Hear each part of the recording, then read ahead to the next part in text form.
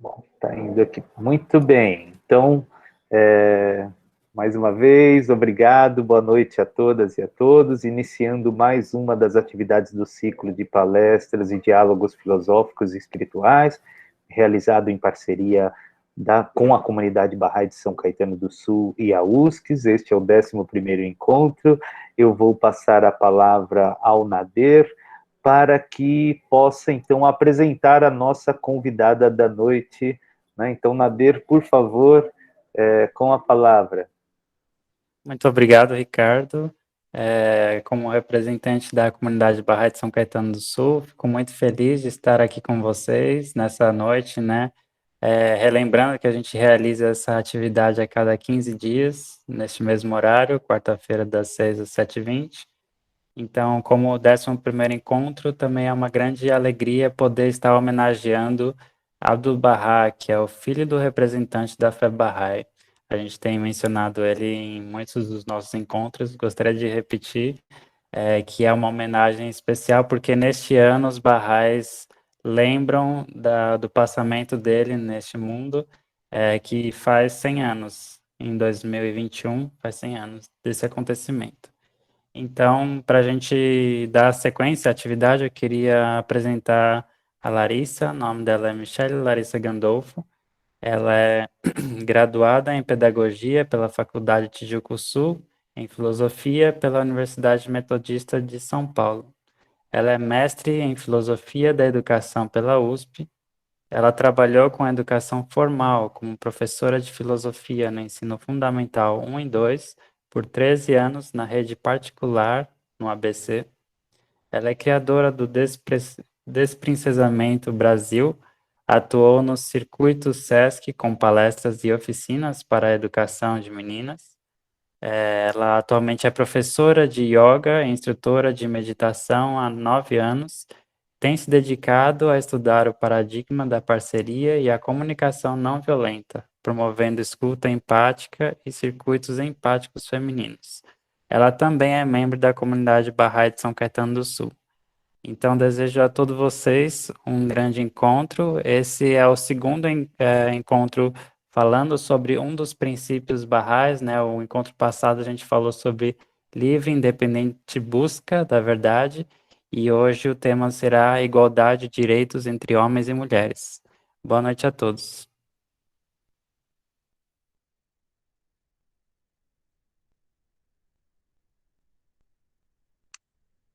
Bom, então boa noite a todos e todas. Vocês me escutam bem? Eu tô vendo que alguém está projetando, mas não sou eu. O Ricardo vai ficar passando os slides para mim? Maravilha.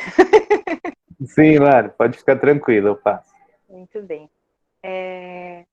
Eu não consigo ver todas as pessoas que estão online. Eu vejo apenas algumas pessoas. Então, antes da gente começar, eu queria trazer aqui algo que eu penso sobre esses momentos online que a gente tem tido, né? Então, a gente está aqui com um grupo de 97 pessoas agora, que vão, né, gentilmente ceder a sua atenção na próxima hora para esse assunto que é tão importante. E eu queria começar a falar sobre esse assunto a partir dessa imagem que vocês estão vendo projetada. Porque a gente vai falar muito sobre algo que essa imagem inspira profundamente, que é uma certa força que há na vulnerabilidade, é uma certa força que existe na delicadeza. E o quanto isso precisa ser reafirmado e que precisa encontrar um lugar no mundo que a gente vive hoje.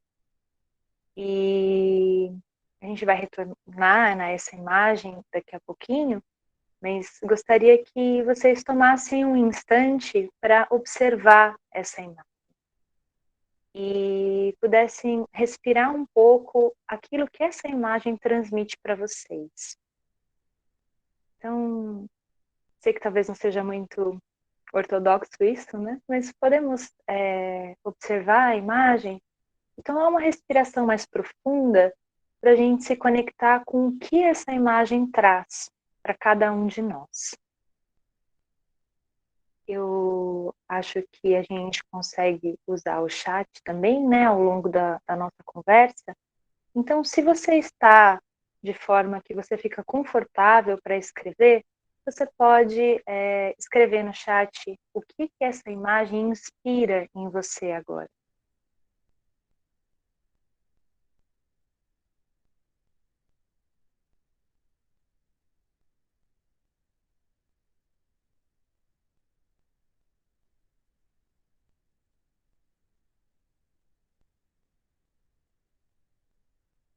Nós podemos voltar, né, a essa ideia daqui a pouquinho. E, Ricardo, pode passar para o próximo slide, enquanto as pessoas vão ali se manifestando, né, no chat. Então, é claro que existem muitas formas da gente falar sobre igualdade entre homens e mulheres, e existem muitos tópicos para serem abordados sobre isso. E para mim, escolher uma forma de abordar esse assunto não é excluir as outras. E acho que talvez, eu estou vendo que a gente tem um público tanto feminino quanto masculino, né, nesse espaço. E normalmente, quando alguém me chama para falar sobre igualdade entre homens e mulheres, o público é quase todo feminino. Eu acho que não é o caso do que a gente está vivendo aqui hoje. Então, a primeira coisa que eu gostaria também é que tanto os homens quanto as mulheres que estão presentes aqui nesse espaço sentissem profundamente acolhidos. E o que eu gostaria de falar nessa noite para vocês não é sobre uma disputa, é sobre uma parceria. E que tudo que a gente pode construir na parceria e tudo que o amor pode construir a partir, né, dessa parceria que a gente vai construir entre homens e mulheres para construir um novo mundo, que esteja presente no nosso coração durante a próxima hora. Porque existem muitas formas mesmo de abordar esse assunto e existe uma violência muito latente em relação a esse assunto da igualdade entre homens e mulheres. Então, a ideia aqui é que a gente possa tratar disso com delicadeza, né? Com a delicadeza que muitas vezes nos é negada no mundo que a gente vive. E eu falo de um determinado lugar, né? E quando a gente está tratando desses assuntos de gênero ou de determinados grupos, a gente fala que existe um lugar de fala, né? Mas que o meu lugar de fala, de mulher, de filósofa, de professora, de membro da comunidade Bahá'í, é um lugar de fala, não é uma exclusividade da fala, né? Em que todas as falas aqui são bem-vindas e são convidadas também, né? Então, o direito da fala é de todos e todas, né? Ainda que eu, particularmente, tenha o meu lugar de fala.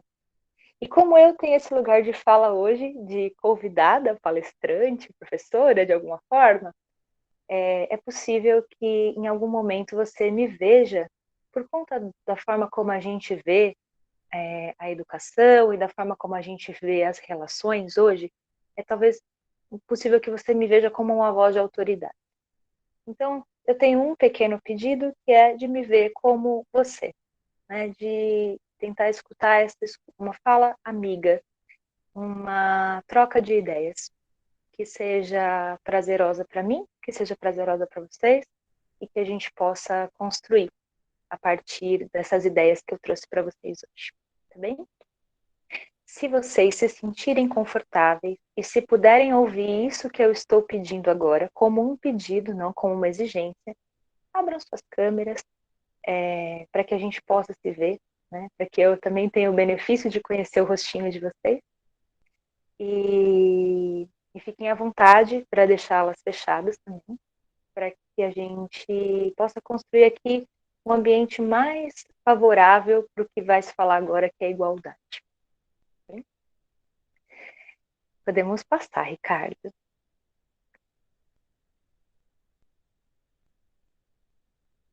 Muito bem. Então, quando a gente fala de igualdade, de todos os vieses que eu poderia escolher, escolhi um pouco esse viés filosófico em que a gente vai tratar um pouco do conceito, né, da ideia que está por trás dessa noção de igualdade. Né? Então, a gente tem como tema de hoje igualdade entre homens e mulheres. E uma coisa que a gente pode buscar, né, nessa noção de igualdade, a gente pode voltar para a natureza e observar a natureza como fonte de conhecimento.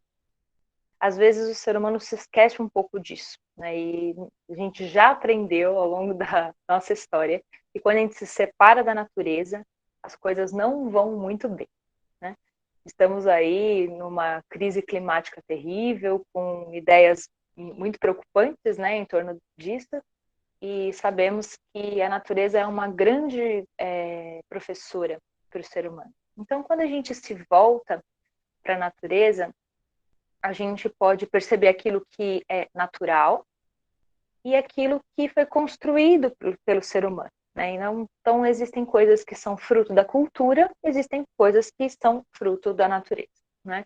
Quando a gente pensa, por exemplo, né, num homem e numa mulher, tem coisas ali que são construtos biológicos, naturais, e tem coisas que são construtos sociais, culturais. Né? E a gente, às vezes, pode confundir um pouco uma coisa com a outra. Mas se a gente olhar para a natureza, a gente vai encontrar ali uma certa diversidade entre o homem e a mulher. A gente vai mais para frente falar um pouquinho da diferença entre falar de diferença e de falar do que é diferente e falar do que é diverso, né? Então, entre o homem e a mulher, a gente encontra uma certa diversidade biológica, ainda que nós estejamos falando da mesma espécie. E aí, quando a gente pensa nessa diversidade, a gente pensa que, apesar, né, desses elementos que são diversos, a gente está falando de uma mesma espécie, então existe ali uma certa igualdade. E aí, quando a gente olha para a natureza de uma forma geral, né, e não só para a nossa espécie, quando a gente olha para a natureza de uma forma geral, nós nos perguntamos se existe desigualdade na natureza. E se essa desigualdade, de alguma forma, ela é autorizada pela natureza. E quando nós observamos a natureza, o que nós chegamos à conclusão é de que não existe desigualdade, existe uma certa diversidade. E essa diversidade, no ambiente natural, ela é harmônica. Então, você tem ali os ambientes naturais se equilibrando naturalmente, às vezes, né, às vezes não. Antes, vamos pensar, né, da interferência do homem no ambiente, aquele ambiente se equilibra por si, com a sua própria diversidade. E esse que também é um grande problema da gente interagir com esse ambiente de forma desastrosa, porque a gente interfere na biodiversidade e acaba fazendo com que esse ambiente não consiga mais sobreviver por si, né? E então a natureza, ela é diversidade e ela é também harmonia. Acho que todos nós somos inspirados por isso, né? Quando a gente pensa na natureza, dificilmente a gente pensa no caos, né? Assim, a gente consegue pensar no caos quando a gente pensa na Avenida Goiás agora, às 6 horas da tarde, não é? Mas quando você pensa uma floresta, ela inspira muito mais harmonia do que caos. Né? E aí, o que a gente consegue tirar disso, né? As ideias que eu estou trazendo aqui, muito superficialmente, por conta do tempo que a gente tem, infelizmente, não são ideias minhas. Essas ideias estão lá no segundo discurso do Rousseau, que é um discurso que fala sobre se a natureza ela autoriza as desigualdades entre as pessoas, né? E se sim, a gente tem que ter pobres e ricos, fortes e fracos, poderosos e não poderosos. E o que a gente, né, percebe é que na natureza não existe a desigualdade. Existe uma diversidade que se organiza harmonicamente. Então, a gente pode pensar, né, que no desenvolvimento do ser humano, como foi que nós criamos as desigualdades? Porque elas não eram naturais. Nós acabamos construindo essa desigualdade de alguma forma. E essa desigualdade que nós construímos, ela foi construída na forma que a gente se relaciona. Essa forma como a gente se relaciona vai construir uma determinada forma de ver o mundo. E isso está muito arraigado na nossa mente, na nossa cultura, na forma como a gente vive, que é o que eu vou trazer aqui como um paradigma da dominação. Esse paradigma da dominação, ele é o pano de fundo para uma série de problemas que nós temos no mundo hoje, inclusive o problema da desigualdade entre homens e mulheres. E se a gente for remontar lá atrás, de onde surgiu essa desigualdade? Nós tínhamos seres humanos convivendo e a gente tem formas e sentimentos e formas de se relacionar que fazem com que às vezes a gente consiga construir relações harmônicas e às vezes a gente não consegue. E um dos sentimentos mais primordiais que fazem com que a gente, né, quando a gente é orientado por ele, que a gente construa relações desarmônicas, é o medo. Né? Nós sempre tememos aquilo que nós não compreendemos. E em algum momento da história, e aí agora eu trago ideias que também não são minhas, que estão numa obra maravilhosa, se chama O Cálice e a Espada, que é da Rayane Esler, e depois eu vou ter a oportunidade de colocar o nome dela aí para vocês, que fala que se a gente remontar na história da humanidade, a gente vai entender que em algum momento a possibilidade de gerar a vida era algo tão espantoso e tão maravilhoso que as mulheres elas ocupavam um determinado lugar na sociedade. Mas que com uma certa... e a hipótese de muitos cientistas é essa, né? Que com alguma escassez que aconteceu na nossa vida comunitária ou ambiental, fez com que nós precisássemos, de alguma forma, entrar em conflito com outros da nossa espécie. E nesse momento do conflito surge a possibilidade da espada. Né? Então, a mulher era o cálice, né, que gera a vida, né, que contém a vida, e os homens que foram, né, para a guerra, né, começam a criar essa força da espada. Então, você tinha, por um lado, o poder de dar a vida, outro lado, o poder de tirar a vida, e em algum momento aconteceu um desequilíbrio muito grande em relação a isso, e o poder de tirar a vida acaba tomando muito espaço na vida da humanidade. E aí, toda a história da humanidade em relação a isso, vocês aprenderam no colégio, não é? Afinal de contas, o que é que a gente aprende em história? É a história do desenvolvimento do capital e a história das guerras, não é assim? Infelizmente, a gente acaba muito enredado nessas histórias, né? Quando a gente estuda história no colégio. E isso tem um motivo, né? É o motivo de a gente estar ali voltando o nosso pensamento para esse paradigma da dominação, para o paradigma da competição, um paradigma em que alguém precisa ganhar, alguém precisa perder, e que um precisa subjugar o outro. Né? E esse é um fenômeno que a gente vive na humanidade hoje. Não é algo isolado, não é algo que se manifesta apenas na desigualdade entre homens e mulheres. Isso é uma coisa muito séria que acontece. Se a gente pensar que 50% da humanidade está sob o jugo dos outros 50%, significa que a gente tem uma escravidão permanente acontecendo, né? E que isso precisa, de alguma forma, se reequilibrar.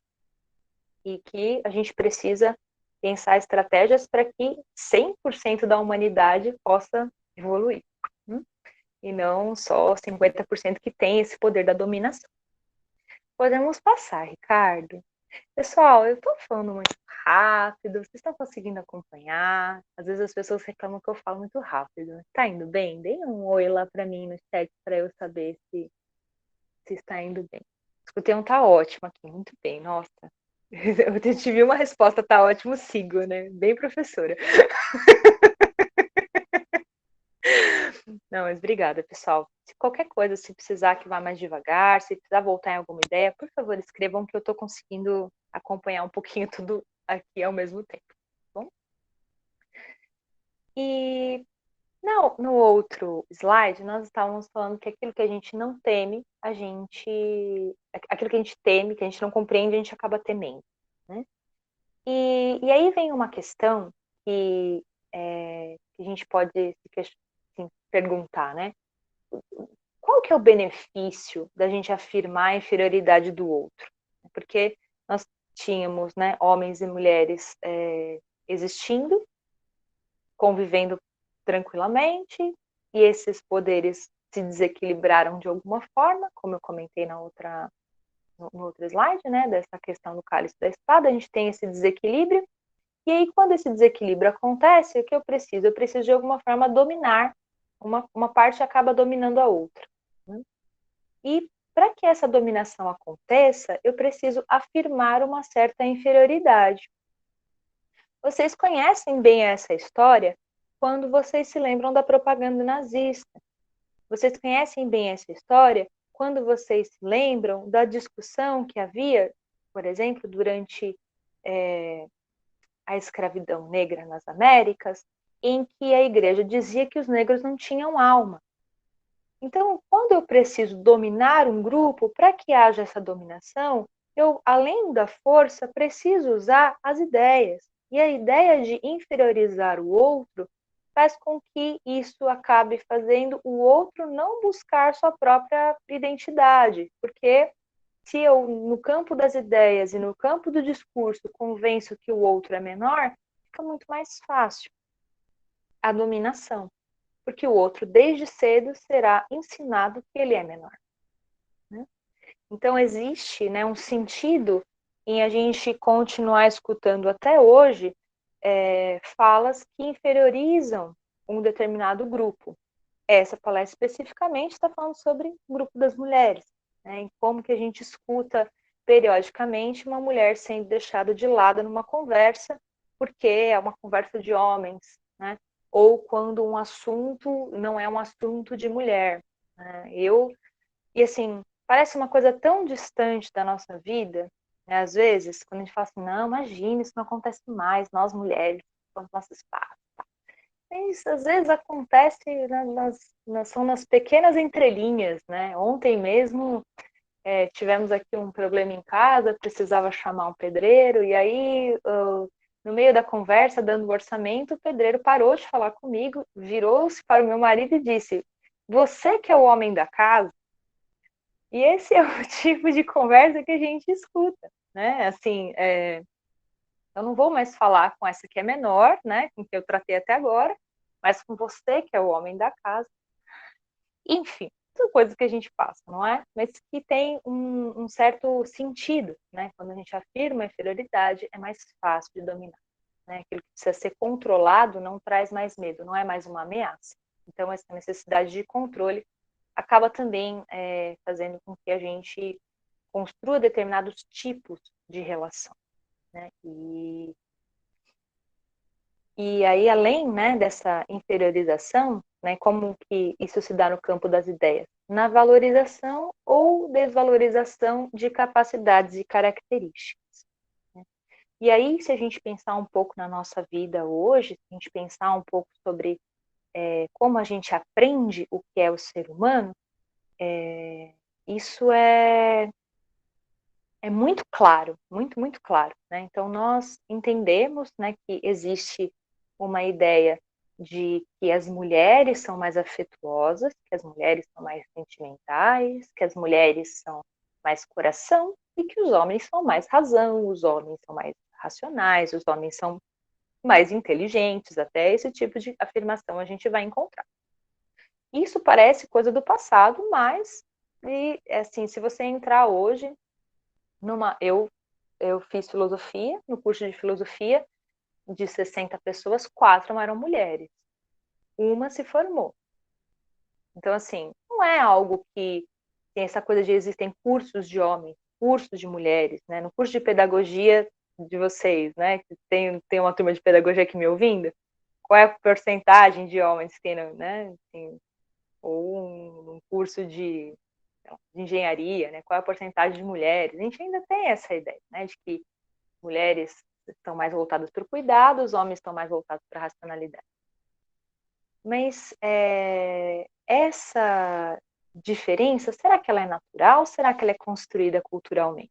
E como que é a oferta de oportunidades para que a gente desenvolva isso? Qual é o discurso que nós trazemos para as meninas desde cedo, ou para os meninos desde cedo, para que se desenvolvam capacidades, para que se desenvolvam características que não são talvez de gênero, mas que são características humanas, né? É muito complicado a gente dizer que o amor é uma característica feminina, quando, na verdade, o amor é o princípio de toda a criação. Ele não é uma característica de um determinado gênero, ele é uma característica de uma espécie, a nossa. Mas a gente tem que pensar como é que está a oferta de oportunidades para os desenvolvimentos. E aí eu vou pedir para o Ricardo passar. E aí, essa questão, né, da razão e da sensibilidade, né, dessa ideia, né, que tem em torno do imaginário do feminino e do masculino, eu queria que a gente se lembrasse em que momento, né, da nossa vida nós ouvimos pela primeira vez que o ser humano é um ser racional, né? Talvez lá na terceira série, segunda série, né, o que hoje é terceiro, quarto ano, né? A gente está estudando ciências na escola muito cedo, a gente aprende que o ser humano é um ser diferente dos outros seres, porque ele é um ser racional. Mas em que momento nós aprendemos sobre o marco evolutivo que o amor trouxe para a humanidade? Porque se a fêmea não tivesse cuidado por tanto tempo daquele filhote que é absolutamente incapaz de se prover sozinho, o filhote humano é diferente dos outros filhotes, porque ele não se provê por anos, não é por alguns meses, por anos. E isso fez também com que a gente desenvolvesse uma paleta gigantesca de sentimentos e mudasse completamente as nossas relações. E nisso, houve um marco evolutivo que é só apagado da história da ciência. E percebam, né, como isso do cuidado, do amor, da compaixão, é ligado ao feminino e não aparece na nossa formação, enquanto a racionalidade, a força, a expressão da guerra, isso aparece na nossa formação, né? E como que isso vai moldando a forma como a gente olha para o mundo e como a gente acaba moldando uma certa disputa, como a gente acaba moldando uma certa forma de ver em que um está em oposição ao outro. E quando nós pensamos em termos de oposição, nós perdemos a capacidade de ver a unidade. Perdemos de vista. Não há como a gente ver unidade se nós estamos em oposição. E quando a gente fala de direitos, de igualdade de direitos entre homens e mulheres, muitas vezes o discurso que se constrói ao redor disso é um discurso de oposição. E isso pode atrapalhar muito o desenvolvimento desse discurso, porque a gente vai continuar usando sempre a lógica da dominação. E como é que a gente vai transformar isso, não é? Como é que a gente pode fazer o turning point da nossa espécie agora, se a gente já percebeu que o paradigma da dominação é destrutivo? É destrutivo em todos os níveis, pessoal. Ele é destrutivo para o planeta, ele é destrutivo para os países, ele é destrutivo para as nossas relações pessoais, ele é destrutivo nas nossas relações de trabalho, ele é destrutivo na nossa relação amorosa, com os nossos parceiros, parceiras, e ele é altamente destrutivo na nossa relação conosco. Eu não consigo ver vocês, mas se eu pedisse para vocês levantar a mão, certamente vocês levantariam se eu perguntasse assim: de vez em quando você tem um tirano bem bravo dentro de você, uma tirana bem brava, quando você é menos do que perfeito? E isso tá aí dentro de você?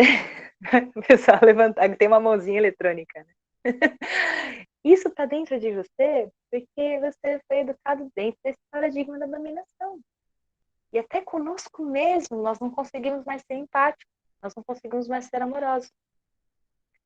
E aí, assim, a gente tem às vezes o erro de achar que o patriarcado, ele é o paradigma que constrói isso, mas é o contrário, é o paradigma da dominação do qual o patriarcado, ele é uma parte, ele é uma das partes, né? E ele é perpetuado pelo patriarcado, né? Mas a gente precisa então pensar uma nova forma de se relacionar, uma nova forma de ver as relações entre homens e mulheres. E essa nova forma vai fazer com que a gente sinta, pense e haja diferente. Nessa ordem, sinta primeiro. Porque se a gente pensar, né, no nosso desenvolvimento, primeiro sentimos, depois pensamos, depois agimos. Por mais que o paradigma da dominação diga que primeiro deve vir o pensamento. Não, pensa antes de agir. Não, antes de agir eu sinto. E aí eu penso, e aí eu ajo. Né? E quando eu mudo isso, eu me percebo. O que estou sentindo? Então, precisamos aí de uma nova forma de educar a nós mesmos, aos outros, né? Para que a gente possa ter uma humanidade que seja salva desse paradigma da dominação. E aí a gente precisa se perguntar o que é que nós chamamos de educação. O que é que nós entendemos por educar. Né? Se dentro, né, desse paradigma de educação que a gente traz, está apenas reproduzir o que as nossas gerações passadas fizeram, se está apenas socializar conhecimento, nós temos um problema muito grande, porque nós estamos altamente carentes de uma transformação profunda na nossa forma de se relacionar, na nossa forma de lidar com o conhecimento. Eu vou pedir para o Ricardo passar mais um pouquinho. E aí eu trago aqui uma citação. Ela cortou a citação, Ricardo? Eu não consigo ver ela inteira, mas... Parece que sim, ela está um pouquinho maior que o... Deixa eu ver se eu... Não tem problema, eu consigo ler ela aqui. Aqui ela... Acho que ela ficou com uma fonte maior aqui. Eu vou ler a citação aqui para você, pessoal inteiro. Então, a citação diz assim: a humanidade assemelha-se a uma ave com suas duas asas. Uma é o homem, a outra a mulher. A ave, a menos que ambas as asas sejam fortes e impelidas por uma força comum, não pode voar rumo ao céu. De acordo com o espírito desta época, as mulheres devem progredir e cumprir sua missão em todos os setores da vida, tornando-se de igual para igual ao homem. Devem usufruir dos mesmos direitos e cumprir com todas as obrigações. Devem estar no mesmo nível que os homens e usufruir de direitos iguais. Esta é a minha mais ardente prece e é um dos princípios fundamentais de Baha'u'lláh. Essa citação é de Abdu'l-Bahá. Acho que talvez tenham pessoas que não estavam presentes no início, mas na fala do Nader ele trouxe que a gente está num momento muito especial da comunidade, que é esse centenário da ascensão de Abdu'l-Bahá. E essa citação, ela traz muito essa ideia de que a asa direita e a asa esquerda do pássaro precisam coordenar o seu voo para que o pássaro consiga ascender ao céu. Não há possibilidade de um pássaro voar com uma asa só, ou com uma asa fraca, ou com uma asa ferida. E o que nós temos visto na humanidade, muitas vezes, é uma asa mais forte, que tem feito o nosso pássaro ficar um pouco capenga, um pouco coitado, né? Ou, às vezes, uma asa disputando com a outra, né? Se uma asa bater para cima e a outra para baixo, o pássaro também não voa, né? Ainda que as duas sejam muito fortes, é preciso a coordenação nesse voo. E lembrem que eu falei, né? Quando a gente vê em disputa, a gente perde a possibilidade de ver unidade. Quando nós nos reconhecemos em gênero, e eu não estou aqui falando que o reconhecimento de gênero é um problema por si, ele é necessário na nossa vida hoje. Mas quando eu me fecho no meu grupo, eu perco a capacidade de ver o todo. E isso pode trazer um problema a nível global, a nível de humanidade, porque nós estamos disputando o que nós precisamos coordenar. E o patriarcado, como eu falei, ele é um desdobramento desse paradigma da dominação. E aí, quando eu tenho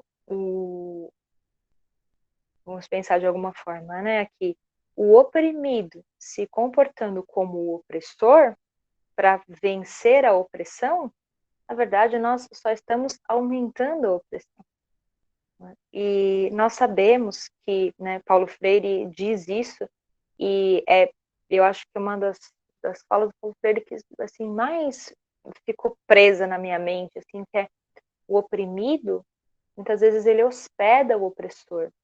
E ele hospeda o opressor se comportando como ele, não porque ele deseja isso, mas porque ele perdeu a consciência de quem ele é.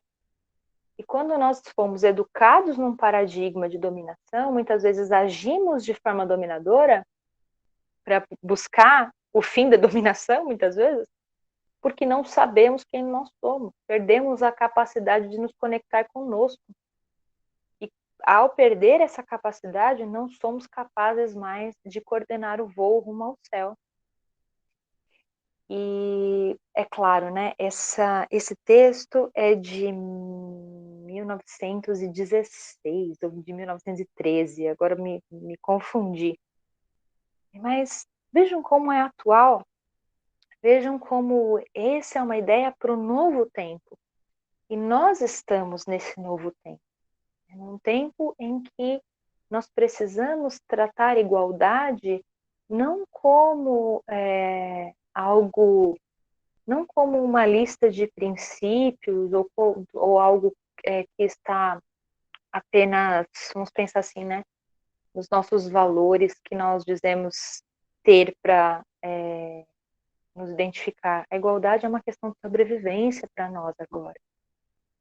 Porque ela é o que permite que a gente perceba a unidade. Perceber a unidade agora é questão de sobrevivência. Não só para o gênero feminino, não só para uma determinada parte da humanidade, mas para todas as gerações futuras. Se a gente perder a capacidade de observar a unidade agora, nós vamos destruir o planeta. E o que nós temos visto constantemente são disputas, né? De um que vê o outro como diferente. Aí eu vou pedir para o Ricardo passar.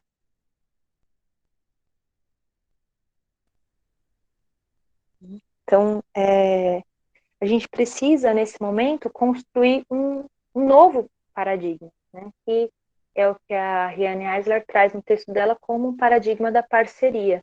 E como é importante a gente nominar isso. Porque quando a gente não dá um nome para esse paradigma, fica tudo muito difuso. A gente sabe que a gente quer uma coisa diferente, mas a gente não sabe muito bem o que é, né? Então, quando ela fala desse paradigma da parceria, ela fala sobre a capacidade da gente perceber a unidade, e a percepção da unidade da humanidade é um dos principais pilares da fé Bahá'í. E quando a gente se percebe como diverso, mas não como diferente, nós podemos construir algo junto. Porque quando eu vejo o outro como diferente, é porque eu tomei um modelo. Então eu digo, ele é diferente de mim, mas é porque eu estou dizendo que eu sou o modelo e aquele é diferente deste modelo. Então eu tenho um ser e um ente, um que não é ser, né? E que se coloca de alguma forma em oposição à minha realidade. E quando nós temos essa diferença, o nosso tribalismo lá no fundo ele fala alto, né? E a gente acaba se afastando, temendo e dominando e voltando para o paradigma da dominação. Mas como eu vejo o outro como um diverso, eu não vou olhar com medo, eu vou olhar com curiosidade. Nossa, você pensa assim? Por que que você pensa dessa forma? Nossa, você age assim? Por que que você age assim? O diverso, a diversidade nos desperta curiosidade, não nos desperta medo. E na curiosidade, no ouvir, no encontrar espaços juntos, a gente consegue construir unidade. Né? Nós crescemos na diversidade, mas nas diferenças só há disputa. Então, e até essa ideia é muito forte, né, na fé Bahá'í também, que nós não devemos olhar para as diferenças, devemos olhar para as semelhanças, né? E aqui todos nós temos alguma semelhança, né? Todos nós aqui participamos de algo que nos une, né? A princípio a nossa espécie, mas se a gente conversar e se a gente tiver ouvidos e olhos e coração curioso para o outro, nós vamos encontrar muito mais semelhanças do que diferenças, né? E aí sim a gente pode crescer nessa diversidade.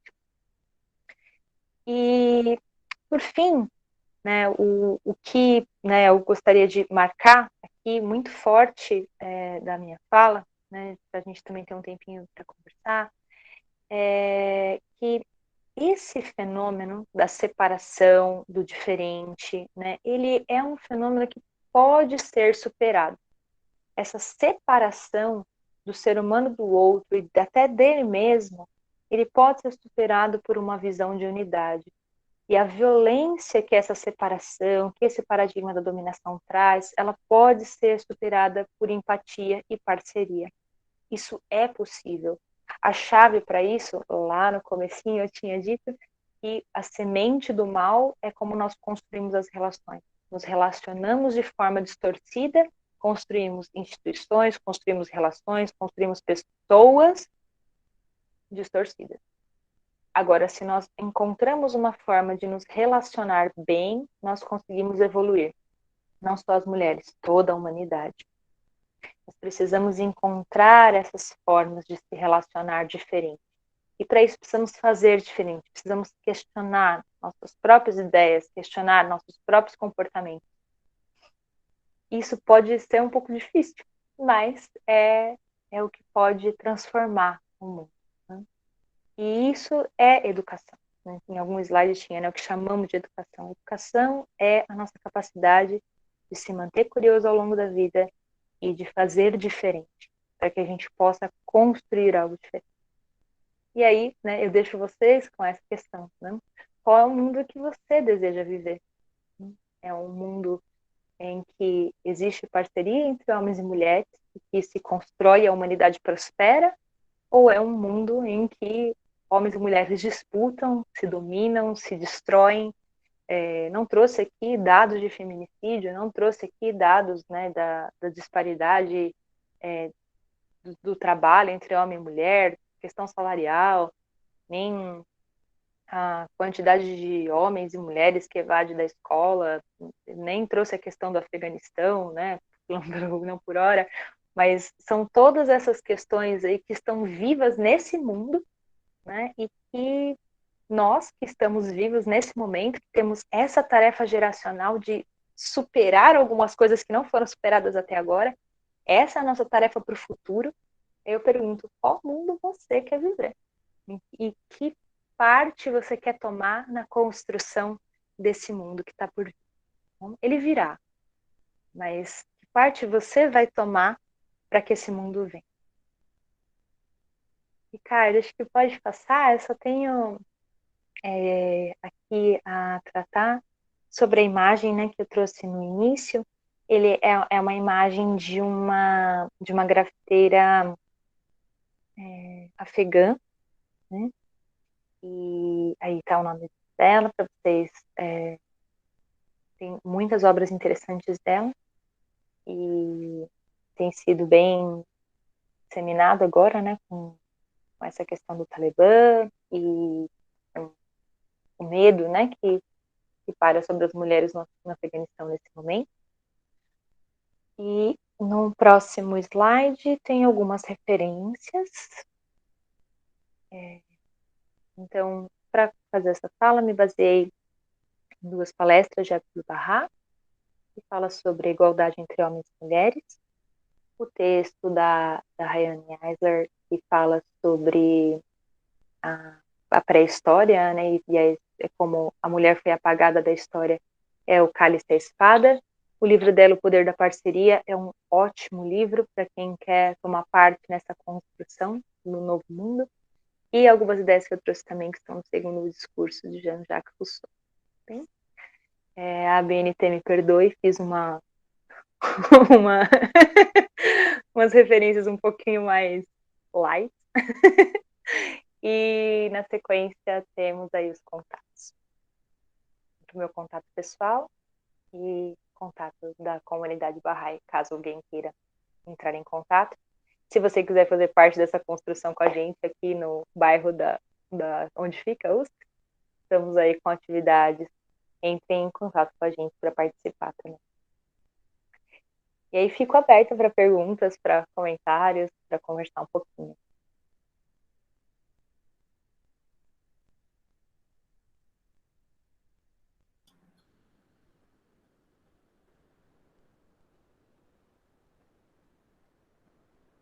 Muito bom, Lari. Te agradeço aí a oportunidade de a gente viajar contigo aí nesta sua fala serena e de tanto conteúdo. Ó, o Bruno levantou a mão. Bruno gostaria de fazer um comentário ou fazer uma pergunta. Bruno, por favor, pode liberar o microfone. Eu gostaria de fazer uma pergunta a respeito de sobre como assim, eu queria perguntar para a Larissa, né, depois da gente trabalhar essa questão da igualdade entre os homens e as mulheres, como é que qual seria a sua visão a respeito dessas visões distorcidas que a gente tem a respeito de alguma religião, de modo que isso cause, por exemplo, tudo que a gente vê hoje em dia no Afeganistão.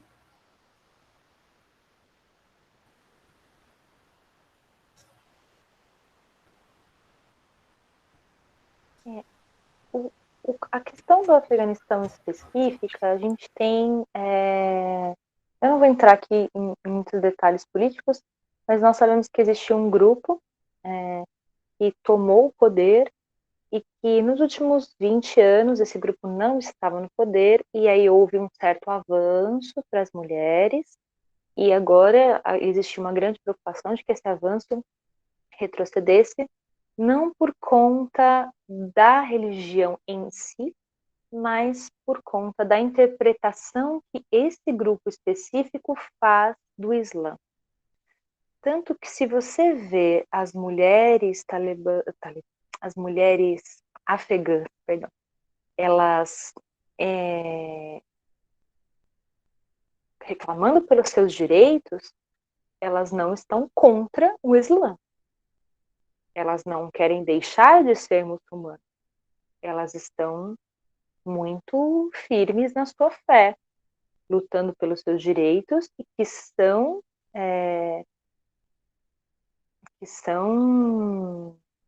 direitos garantidos por Maomé. Assim, não é algo estranho à religião, mas existe um determinado grupo político que tomou o poder que faz uma determinada interpretação. Isso é um perigo. E é o perigo das religiões poderem ter interpretações diversas sobre seus textos sagrados. Porque isso gera divisões, isso gera seitas, isso gera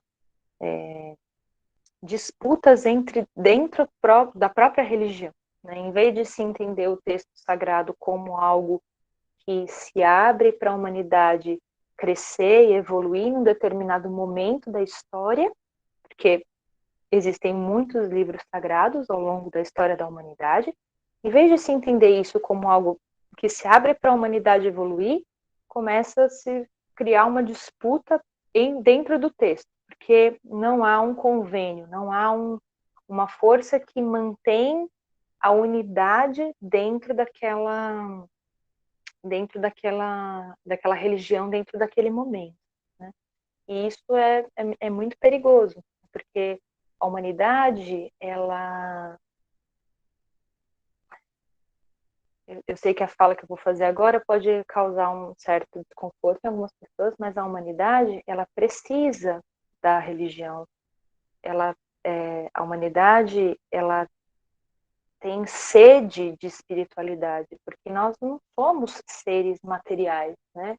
Isso aqui é a moldura do quadro, a obra de arte está lá dentro, não é?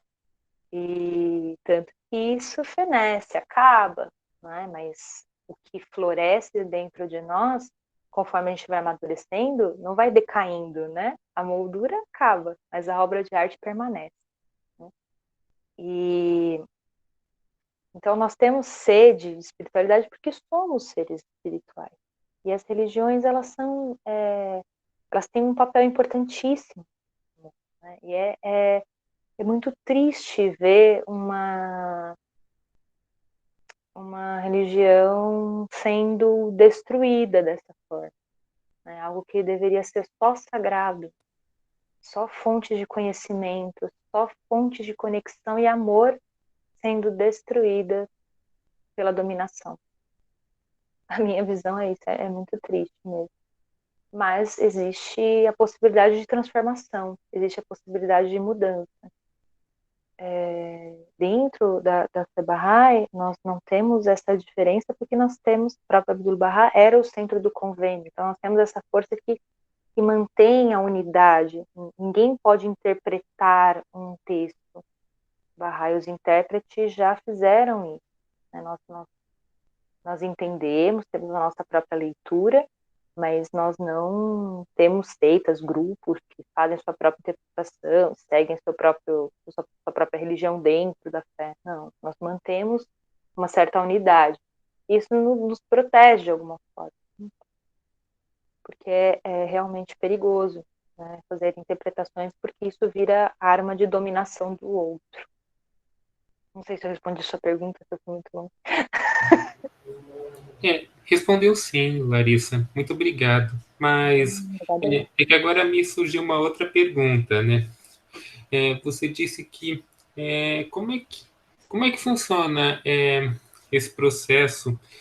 Quer dizer, essa questão da Fé Bahá'í ela conseguir se manter numa única unidade, assim, porque eu acho que com todas as outras religiões isso acontece diversas vezes, né, em qualquer religião. Como é que a Fé Bahá'í ela funciona para conseguir manter isso numa unidade só? Existe toda uma organização administrativa que acaba fazendo com que isso se mantenha, e nós Bahá'ís, nós nos voltamos para as interpretações que foram feitas por Abdu'l-Bahá dos textos sagrados e para as interpretações que Shoghi Effendi fez, que foi o sucessor de Abdu'l-Bahá no centro do convênio. Mas hoje, né, após o passamento dessas pessoas, nós temos a Casa Universal de Justiça. E a Casa Universal de Justiça, ela é eleita de tempos em tempos, com 9 membros, e ela é quem dá as diretrizes e organiza a vida administrativa de todos os órgãos administrativos que nós temos na fé, e também dá orientações aos Baha'is. Então, a Casa Universal de Justiça escreve ao mundo nos dando orientações. E ela sim pode promulgar leis, ela sim pode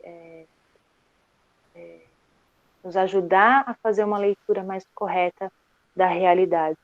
Mas como ela é eleita de tempos em tempos, né, e ela tem uma certa, vamos pensar, uma certa mobilidade, né, com a história, né, diferente de algo que foi feito ali e parou, né, a gente está em constante transformação, em constante evolução, e sempre numa postura muito humilde e uma postura de aprendizado com a humanidade em como nós vamos evoluir para a construção desse mundo onde haverá paz. Né? Mas isso está sendo feito constantemente. Então isso ajuda a manter a unidade, porque todos nós estamos trabalhando na mesma direção. E, né, claro, né, a casa, para nós, Baha'is, a Casa Universal de Justiça, ela é o ponto seguro, não apenas nosso, né, não apenas dos Baha'is, mas da humanidade, porque ela escreve para a espiritualidade da humanidade hoje, não para a espiritualidade dos Baha'is. Se você quiser, eu posso enviar uma carta da casa para você entender um pouquinho melhor como é que ela conversa com a gente, né? E um pouco de como que nós estudamos, um pouco de como nós vamos nos moldando ao tempo para que a gente possa evoluir a partir das escrituras, a partir dos textos sagrados.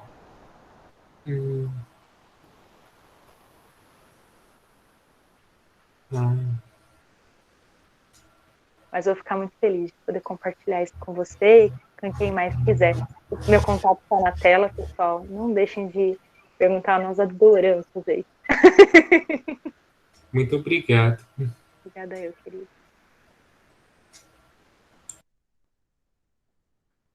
Muito bom. Legal, Bruno. Bacana a sua pergunta. Pessoal que está falando aí sobre a questão de formulário, não tem formulário, tá? É a presença pelo relatório do MIT. Larissa, eu acho que essa sua fala agora vai um pouquinho ao encontro de uma das palestras que nós tivemos eu acho que há um mês aí, né? Que é a livre e independente busca da verdade, né? Então, eu acho que esse tema, eu não sei se você poderia só resgatar um pouquinho, né? Porque ele mostra isso, né? De que essa busca, né? É constante, liberta, que vai ajudar a gente a não estacionar em um entendimento de um tempo, de um determinado tempo para aquele tempo, e que a gente possa trazer, né, que esse entendimento daquelas mensagens dos diversos tempos e atualizando as demais que vai ocorrendo, né? Não sei se é pertinente, eu acho que seria interessante, não sei se você pode dar uma contribuição sobre esse tema. Talvez esse seja o tema que mais me interessa de todos, porque eu sou uma pessoa extremamente curiosa e cética. Uma pessoa religiosa cética sou. E isso para mim é muito apaixonante, assim, né, de que a espiritualidade seja fonte de conhecimento, que nós nunca deixemos de procurar a verdade. Então, acho que tem uma ideia nos escritos Baha'is que diz que Deus colocou um atributo divino em cada uma das coisas, mas no ser humano ele colocou todos os atributos divinos. E que nós precisamos desenvolver esses atributos, né? Mas como vamos desenvolver esses atributos se não formos capazes de buscar a verdade? Como vamos desenvolver justiça se não nos perguntarmos o que é ser justo? Como vamos desenvolver a ciência? Como vamos desenvolver qualquer coisa se nós não estivermos buscando a verdade sobre algo? E com a espiritualidade não é diferente. Com a fé não é diferente. Precisamos continuar buscando a verdade. Precisamos nos perguntar se aquilo faz sentido na nossa vida. E não só na nossa, mas na vida do mundo hoje. Se faz sentido social aquilo, de alguma forma. E quando alguém coloca, né, assim, qualquer coisa que impeça a sua liberdade de buscar conhecimento, isso vai contra a sua humanidade. Não fique num lugar que impede você de buscar conhecimento, seja uma religião, seja uma relação, seja um casamento, qualquer coisa, né? A sua humanidade é dada pela sua liberdade. Então, assim, o ser humano, ele tem duas grandes forças. Uma é o conhecimento, a outra é o amor.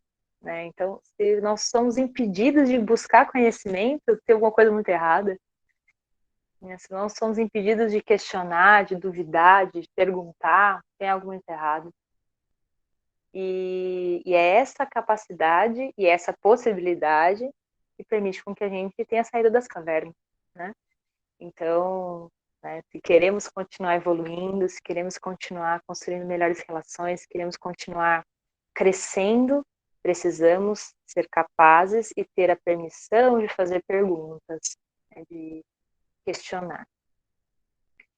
Não significa que todas as respostas vão nos agradar, né? E que tudo será compreendido, né? Porque a gente só consegue compreender aquilo que o nosso nível de maturidade nos permite. É por isso que a gente não ensina física quântica na primeira série, né? E a gente tem que ter a humildade quando se aproxima dos assuntos da espiritualidade, de entender que há coisas que a nossa maturidade não é capaz ainda, né? Eu tenho um carinho muito grande por uma monja que se chama Tenzin Palmo, e ela disse que o nosso maior problema é que nós crescemos por fora e nos tornamos adultos, né? Somos grandes por fora, mas por dentro continuamos uma criancinha de 4 anos, né? Que se desespera quando o sorvete cai no chão. Né? Então, qual é a nossa maturidade emocional, a nossa maturidade espiritual para lidar com as verdades? Né? Então, a gente precisa também ter humildade e equalizar isso. Né? Precisamos estar sempre buscando, mas também ter humildade para duvidar daquilo que a gente encontra, ou daquilo que a gente toma como verdade. Também não sei se falei demais ou se explanei sobre o que você queria, Ricardo. Esse é o modo de chamar um filósofo. Não, excelente. Pessoal, mas olha lá, a Tamilin disse que fez total sentido a sua fala. Quem mais? Vamos aproveitar esta oportunidade tão boa, né, de perguntarmos essas questões tão amplas, né, para que a gente possa, nós não damos muitas vezes a oportunidade de levarmos o nosso pensamento para estes caminhos, né, para estas reflexões, então elas são muito oportunas, né, termos aqui um momento para refletir sobre esses temas, né, de igualdade de direitos, de entendimentos aí de que onde o ser humano pode chegar em cooperação, né? Então isso é muito importante. Então fica aí aberto para quem mais quiser fazer perguntas. Larissa, só algumas questões aqui também. As pessoas comentaram lá atrás, depois que passou a imagem, né? Então nós temos aqui aquela imagem que eu vou de novo, colocar Ricardo. aqui de novo, porque eu acho que ela Eu vou muito comentar, boa. Tem aqui, ó, leveza, liberdade, inspira a lutar mesmo diante de ameaça, paz em meio à guerra, que a guerra não tem rosto de mulher. Ao mesmo tempo que a mulher se mostra preparada, vejo que ela está enfrentando um ambiente conflitante, serenidade, né? Então foram várias falas, ó, a imagem pode representar força em meio ao caos. Então várias falas bacanas aí que a gente pode resgatar um pouquinho. Essa imagem, para mim, ela me tocou muito, porque eu tenho me dedicado bastante a estudar a comunicação não violenta e essa ideia do paradigma da parceria e paradigma da dominação. E para mim essa imagem é o encontro desses dois paradigmas, né? E assim, quando eu olho para essa moça que está trazendo esse dente de leão escondido, né? Tá nas costas dela, né? Ela tem uma arma secreta que ela não está mostrando, né? E essa arma secreta são esses dentes de leão que são como sementes que se espalham no vento, né? Ela pode até ser morta, né? Aí, mas não vão impedir que o dente de leão se espalhe, né? A gente teve uma mulher muito importante na fé, que foi a Taherê, e foi uma mulher que antes as babis, né, que são as mulheres que vieram antes, vamos pensar, né, das mulheres barrais, usavam véu, porque a fé Bahá'í nasceu no Irã e, né, isso é faz parte da cultura. E foi ela a primeira que tirou o véu, e as mulheres barrais não usam véu na cabeça. E aí me lembra muito essa imagem de Taherê, porque quando Taherê ela foi martirizada, ela foi morta. Então ela é uma heroína da fé para nós mesmo. Quando ela foi martirizada, ela disse, né? Vocês podem me matar, mas vocês não vão poder impedir o avanço das mulheres. Não vão poder impedir que as mulheres tomem o lugar delas. E para mim essa imagem quer dizer muito isso, né? E que nós temos uma arma secreta que é a nossa delicadeza. Essa arma secreta não é das mulheres. Essa arma secreta é da humanidade. É na delicadeza que nós podemos desfazer os grandes nós. É na delicadeza que nós podemos construir outras relações. Professora, E existe uma força na delicadeza. professora, Diga, Felipe. boa Felipe, noite. está Isso. falando? Boa noite, tudo bem? Tudo, e você, querido? Tudo bem. Existe uma frase muito bonita do Che Guevara que ele diz assim: podem deter as flores, mas jamais deterão a primavera. Exato. E hay que endurecer sin perder la ternura, né? Então, nós nos tornemos fortes, mas sem perder a nossa ternura. Gosto do Che Guevara também.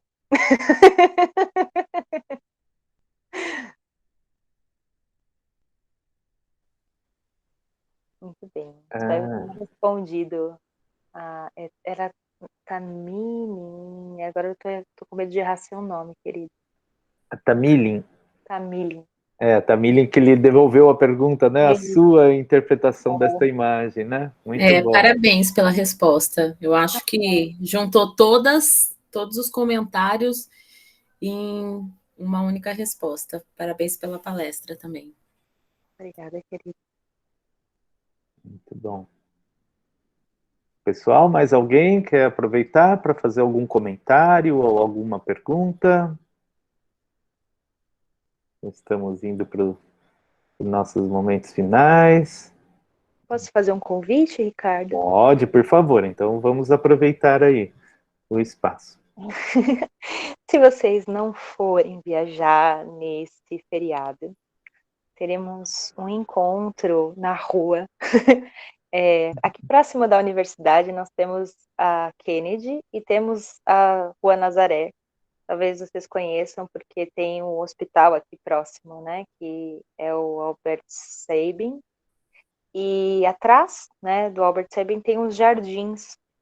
Nós vamos nos encontrar às 4 horas da tarde no sábado, nesses jardins, próximo à altura do número 100 da Nazaré, para nos conhecermos, para conversar com as pessoas, para fazer uma atividade que seja meditativa, para a gente se alongar um pouquinho, para a gente poder se ver um pouco, né, sair de casa, venham de máscara, tragam um tapetinho, uma canga, a sua cadeira de praia.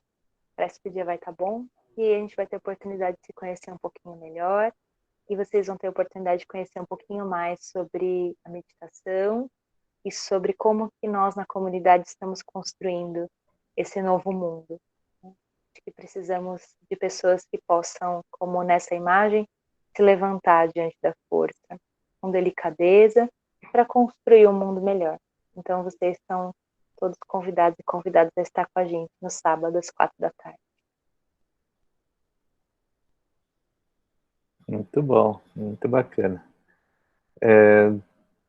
Muito bem, gente, né? Mais uma delícia, né? De tarde, começo de noite, para refletirmos e nos elevarmos aí, né? A temas tão importantes. Então já está o convite, é neste sábado, né, Larissa? Às 4 da tarde, neste sábado agora. Nesse Legal, sábado, dia muito 4, bacana. às 16 horas. Boa, muito bem. Tinha o meu telefone lá, se alguém quiser pegar o meu telefone ou mandar um e-mail, eu mando o convitinho bonitinho para vocês. Ó, tá aqui, mais uma vez, resgatando aí os contatos, então, da Larissa, para quem se interessar e quiser participar de mais esta atividade, tá aí os contatos dela, tá? Nader também, não sei se passou aí, né? O pessoal foi colocando matrícula e nome e tal, e não era necessário, mas tudo bem. Se você quiser resgatar aí o link da comunidade, o e-mail também, né? Não sei, para o pessoal que puder, quiser conhecer um pouquinho mais da comunidade, não sei. Claro, Bem? eu posso deixar aqui no chat. Legal. Eu deixo, e também posso falar, já escreveram aqui, bahá'í.org/pt. Ele está bem novinho, bem completo. Vocês vão gostar bastante. Ele tem fotos, tem informativos, tem atividades que estão acontecendo também por volta do Brasil, né? Não existe só a comunidade aqui em São Caetano do Sul. Existem várias comunidades nos mais diversos estados, no Acre, Mato Grosso, Bahia, Rio Grande do Sul, Rio Grande do Norte. Onde você for, você vai encontrar um Bahá'í. Então, é com grande alegria que eu gostaria de agradecer a Larissa essa apresentação, que é um tema amplo, né, e muito atual. A gente também está muito feliz de poder continuar estar prestando essa homenagem a Abdu'l-Bahá, que caso vocês tenham curiosidade, interesse em pesquisar sobre a vida dele, é muito legal, porque cada dia ele viveu uma vida digna, né, de muito conhecimento e muita sabedoria. Então, muito obrigado pela oportunidade de vocês também estarem conosco, de poderem usufruir desse momento e aprender um pouco mais. Eu desejo uma boa noite a todos e nos vemos daqui 15 dias. Obrigado, boa noite a todos. Obrigado, gente. Valeu. Obrigada, pessoal. Muito bom. Obrigado, Muito obrigada Larissa. também pelo convite. Acho que eu não agradeci no começo, mas agradeço agora. Muito obrigada, Nader. Muito obrigada, Ricardo. Sempre bom estar com vocês. Muito bom. Eu que agradeço. Valeu, pessoal. Boa noite para todos e boa aula para os que seguem, né? Muito bem. Boa noite. Bom feriado a todos. Valeu.